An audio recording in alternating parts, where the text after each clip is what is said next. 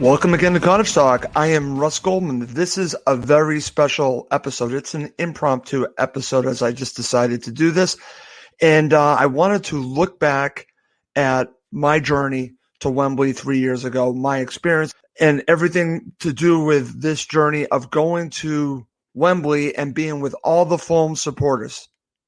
And I wanted to look back at this. Listen, there's been a lot of negativity for obvious reasons with Fulham this season, going back down. Lots happened since 3 years ago. But I wanted to look back at all these great moments and just put aside everything going on with Fulham Football Club for just a few minutes, for just an episode. Well, I'm not going to go long, but I just felt a need to look back and talk about something positive with myself, with many people I met, and just wanted to share that with everyone. So let's get started. And again, it's amazing. It's been 3 years ago today. And so let's start with my journey. And I've done this before on other shows, so I'll be brief on this. But I left from Boston the night before. And again, it was a terrible flight on Delta to Heathrow. And thankfully, in the morning, I got to London, and I had to wait in customs for, I want to say, about 90 minutes. And thankfully, right after that, I got to see Emilio. And Emilio picked me up at the airport. And then I was off to his house. And that's going to start with the journey, because I have to mention Emilio and Callie, because they actually gave me a place to stay. And I cannot thank them enough for this entire weekend. They were such wonderful host and hostess for me for this period of time. I wouldn't have been able to go to Wembley without Emilio and Callie and their hospitality. So thank you to both of them. And that'll pick up with me going to their house and spending a little bit of time with them. They gave me breakfast. And then just a few hours later, we're on our way to Wembley. And that to me was just amazing. And I don't know, it must have taken about an hour and a half with the different trains I was on. And then we met up with some other Fulham supporters and some other co-hosts. And again, we were on our way to Wembley. And that's going to lead me to just talk about briefly, before we really get into talking about the match and all that stuff. I have some thank yous. And let me start with the people that were with me. Steve Lydiard, Reese Curtis, and Joe Tivey, along with others that were there. Again, I can't thank you guys enough for making this such a wonderful experience for me. You guys were great, and Steve introduced me to Mr. Whippy, and I had no idea what that was, that it was an ice cream truck, and he kept repeating it over and over again. That's one of the things that will always stick out with me and you, Steve, was you just driving in my head, Mr. Whippy. Anyways, I just thought I'd mention that. But again, this is such a wonderful experience. We finally get to Wembley, and the walk down was just magical. Just was magical. Then we actually ate inside of Wembley, in a restaurant inside of Wembley, and just I want to say about an hour before. And then we went to the seats. And let me just tell you, when I walked into Wembley and saw all the Fulham supporters there, I'm going here right now because we have to talk about this. This is something that will stand with me until the day I die. It will be a part of me. The white wall. People came from everywhere. Obviously, people that live in the area, people all over England, all over the UK, Ireland. Brendan Cronin came from Ireland. They came from everywhere. They came all over the world, including where I live. And it's just amazing that we all came together and created this white wall. And it was amazing to see. It was truly, I've never seen anything quite like this. So many people for one cause. Now, again, I've been to AFC Championship games with the Patriots. I've been to other events. I've never experienced anything like the white wall. The camaraderie all together in unison for Fulham, magic. It's something that I will never forget. And I just want to mention that right now because when I look back at that day, there are so many things to look back at. one of them is the white wall. So I just wanted to mention that. Okay. The other thing is that when I did enter Wembley, Fulham supporters came up to me. They recognized me. They thanked me. And I just want to thank all of you who came up to me that day and introduced yourself.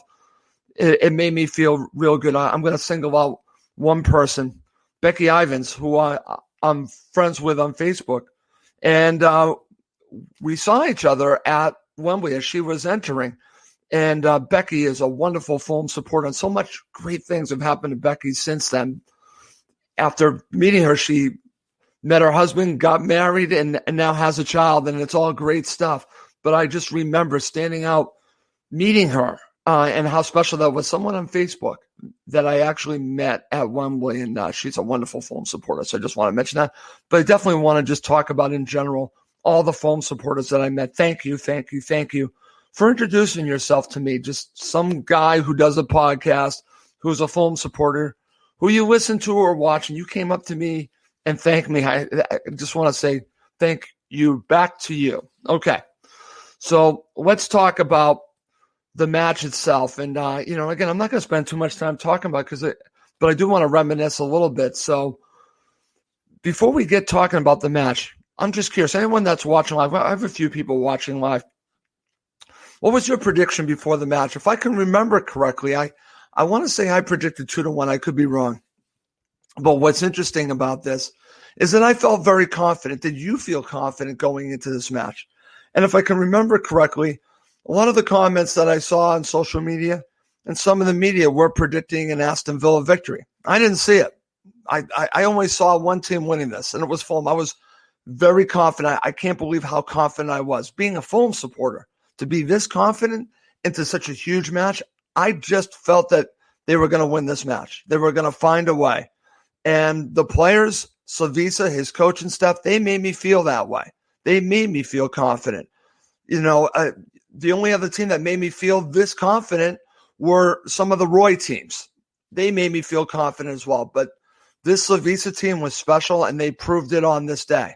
And I felt, again, just strangely confident about Fulham. I just felt that confidence. So I just want to mention that. Okay. All right. So let's start here. Okay. So the opening stages of the match, Fulham were dominating the play, and I just felt more and more confident, and it all led to the Kearney goal. And we're all the way on the other side. But I could see it right in front of my face. And this whole section and this whole part of Wembley just erupted. And again, it's something that I will never forget. Again, there were so many layers to this. The pass from Stefan Johansson that went to Ryan Sessegnon, that eventually his pass got to Tom Kearney, and he put it in the back of the net. It ended up being the match winner, which is crazy to think about. And then Fulham actually really controlled most of the play in the first half. And again, I was still feeling very confident. I knew that there'd be a reaction in the second half from Aston Villa, and there certainly was. So the one thing that I do want to mention, because I'm going to mention this when we talk about the second half, is the incident with Jack Grealish in the second half, because if I'm going to mention that, I'm also going to mention the situation with Ryan Fredericks, because when you look back at this, and you'll see the comments even now from Aston Villa supporters, and some of the media will point that Ryan Fredericks should have gotten a red card in the first half. Okay, you can make that point, but I certainly can make the point in the second half that Jack Grealish should have gotten a red card. Go back and watch it. So for me, that's a wash. Fulham deserved to win this. I don't care what excuses that you might hear over the years from Aston Villa supporters. They didn't deserve it. They can point to Ryan Fredericks. I can point to Jack Grealish. It wipes that out, okay? So anyone that gives you that argument that says Ryan Fredericks should have had a red card, fine. So should Jack Grealish, okay? That's your out on that. So again, when we look forward to the match, like I said, in the second half, you have the situation with Grealish. He only gets a yellow card, and Fulham actually had some very good opportunities to score. You had the opportunity from Stefan Johansson, again set up by Ryan Sessegnon, and right in front of us I thought that was going to be the goal that was going to give Fulham the lead that they needed. 2-0. I thought that was going to do it, but unfortunately he did not score. And then shortly after that, and then of course you had the situation with Abubakar Kamara, a couple of claims for potential penalties in the box. I'm not sure about that. But unfortunately, right after that, you get the second yellow card from Dennis Adoy, and he gets sent off. And I'm not going to lie to you, I was not feeling confident at this point. In fact, I was feeling really nervous. I turned to Emilio and probably Steve as well and said, here it comes, guys. Here it comes. This is the other side, what we're so used to seeing. Here it comes.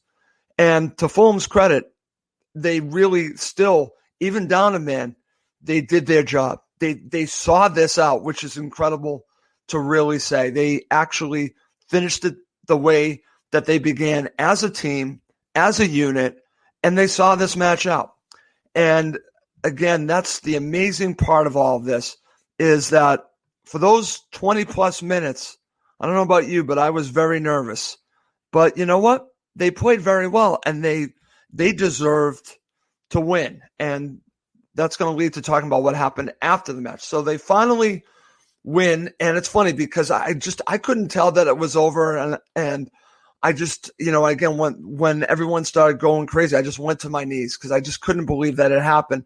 And then next thing you know, my reaction after that was a full-out hug, and this is something that I'll never forget. We all hugged, and that is something that I will never forget, all of us hugging after this. And again, it's bringing back all those memories, this special day with these special people that I will never forget, that we actually did this. We actually witnessed it. Again, only my second time seeing a Fulham match that meant something. I saw a preseason match in Jacksonville, but I actually came in 2012 to see them play Reading, and now the playoff final. And I was here to witness it.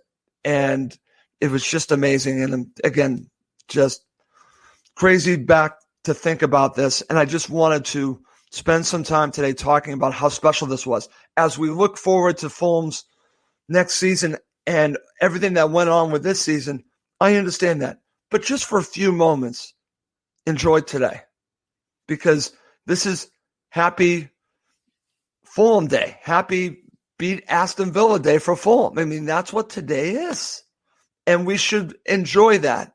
And it's funny, I've already seen comments from Aston Villa supporters. I saw one specific that said, well, that was probably the best thing that happened to Villa.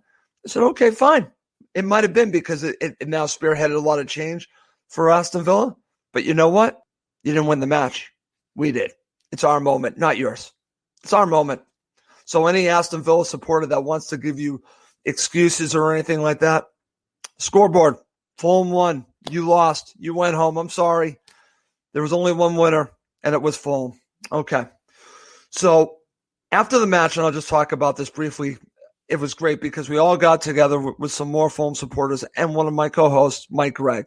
So I want to thank Mike. Mike has been very integral with Cottage Talk over the years. And I've met Mike before, and Mike actually spent the Thanksgiving with me here in Boston. So it was great to see Mike again and get together with other Fulham supporters and just celebrate this milestone moment in Fulham history all together. And what's funny was, it's funny because I just remember I could care less about the championship final. I'm sorry, not the championship final. The Champions League final was going on at this point. I could care less. I did not care less. I didn't care that I didn't see it. I could care less. This day was about Fulham for me. It certainly, I could care less about Liverpool losing at this point. For me, it was all about Fulham and being with all these great people. And what was interesting is that after we left this restaurant that we spent some time with, then I got to meet two very special individuals, and that is Gentleman Jim and Jamie Reed, who came out, were finishing up their time at Wembley and met up with us. And I got to tell you, that was very special to meet these two people that mean a lot to all the Fulham supporters.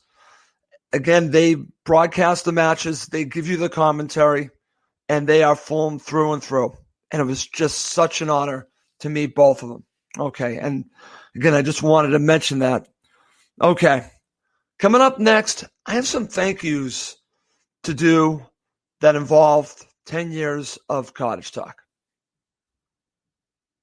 Okay, and just to wrap up this video, I just want to thank you for watching and listening to Cottage Talk for 10 years now. Again, it'll officially be 10 years in August when I started this with Kyle, and I'll be talking about Kyle in just a second. But I just wanted to thank everyone for this. And coming up, we're going to have a couple of very special interviews. That'll actually be hosted by Giannis, and I'll be promoting that coming up. We're going to be making some arrangements, and you're going to hear some special, I guess you could say, biographical interviews coming up, which will be hosted by my good friend Giannis. That's what's coming up on Cottage Talk. But I just wanted to mention and talk about the history of Cottage Talk and what it's meant for me. And like I said, I'm just reflecting in these final minutes with you here on this video. And I have so many people to thank, so just bear with me. I have to start with Kyle. Kyle came to me 10 years ago over the summer and wanted to start a podcast. And I really didn't want to do it. I didn't want to do it. And he basically said, hey, let's do this podcast about Fulham. And I said, okay, fine, we'll try it out. And so we actually did a test episode, which actually became our first episode. And Kyle was the host. I was the co-host at this point. And then we did this, we posted it, and then we just started doing more and more shows. And Kyle was, like I said, the host, and I was the co-host. And then Kyle got a job in broadcasting, and in all places, Perth, Australia. So we tried to continue to do the show with him in Perth, but the connection back there 10 years ago just wasn't good. So it wasn't working. So at that point, we decided not to do any more shows. And then I decided, okay, fine. I took a break, but I wanted to continue. I wanted to continue doing shows. We just couldn't do it together. So I contacted my very good friend, Dan Crawford. And if it wasn't for Dan, there would be no Cottage Talk continuing. Thank you, Dan, because you came in when I needed someone to do a show with, and you stepped up and you did it with me. And I want to thank you. I can't thank you enough, because if it wasn't for you, there would be no Cottage Talk. Thank you. Kyle and Dan, I owe so much to. But Dan helped me with the journey, and then he brought in some of his writers from Hammy Inn that joined us. And then next thing I know, we're adding more and more fans to join us. It started a bunch of co-hosts that actually would be doing the show with me. So in general, I want to thank all the co-hosts. We have so many over the years. Thank you, thank you, thank you. I'm going to single out some in just a bit, but I just want to thank all the co-hosts. Shout out to, again, I can name so many. I'll mention David Hawley. David, thank you for all the time you did on Cottage Talk. Craig Coben, his son, did the show. Alec, again, there's so many people that have done this. Nina Bass, again, I'm just trying to think off the top of my head. There are so many people that have done the show. Claire recently started doing the show with us. So many co-hosts. Thank you, because you kept Cottage Talk going for 10 years. Thank all of you. Okay. Now I'm just going to mention some very special people. Going back to Emilio. Emilio, you've been incredible to do this show with. Thank you for doing this with me and keeping Cottage Talk alive. You've been so integral to everything that we've done on Cottage Talk. Again, it's not just your friendship, it's what you've done for this show. Thank you, Emilio. Okay, and let's talk about two other special guys. Thank you to Max Cohen and Yana Shanaeus, who have done many shows with me over the past several years. Thank you, guys. Max, the future is so bright for you. Whatever you want to do, you're going to do in life. And my good friend Yana Shanaeus, who contacted me one day, wanted to do the show, living up in Canada. It's been just a pure joy doing it with you. Your passion for Fulham is unbelievable. And I cannot thank you guys enough. It's been so wonderful doing the shows with you, with everyone that I've done a Cottage Talk with. Okay. And listen, we've had some great guests on Cottage Talk. I want to thank Fulham Football Club for getting me a couple of guests. That included some former players. Sasha Rita came on the show, and Aaron Hughes came on the show. This is going way back, but I actually had a few players on. Also had Shad Khan on the show. I had Tony Khan on the show. So we've had some very special guests.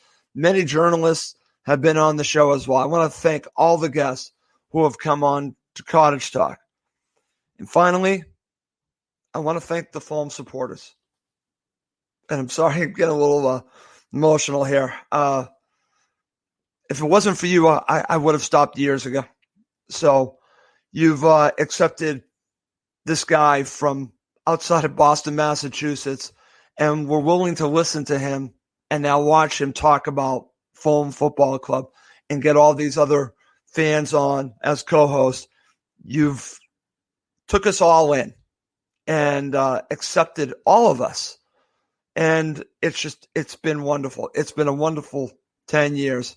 And I wouldn't have continued if it wasn't for your support. And, that's what's been wonderful. I just want to talk about the positive support because there's been so much of it. When you do something like this, obviously there's another side to it. I'm not going to even concentrate on that. I'm only going to concentrate on what is important. And that is you, the Fulham supporters who have been part of this show for all these years, 10 years. Thank you, everyone.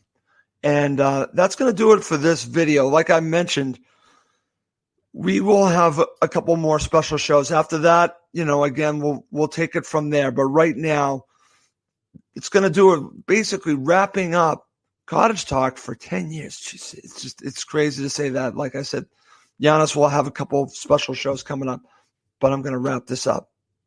Thank you for listening and watching Cottage Talk.